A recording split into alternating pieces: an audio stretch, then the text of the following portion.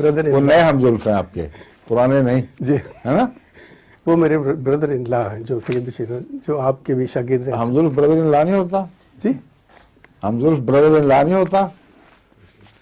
एक लिहाज से यस। अब तो खोले बात, फिर क्या बनी।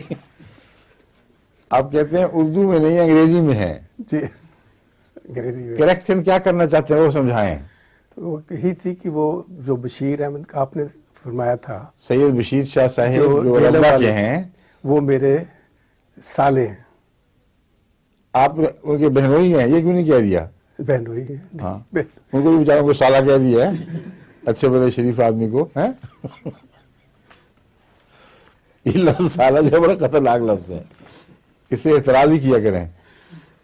अब ये कह दिया करें मेरे हम बरादर निस्बती हैं, या बात खोलनी हो तो मैं उनका बहनोई हूं।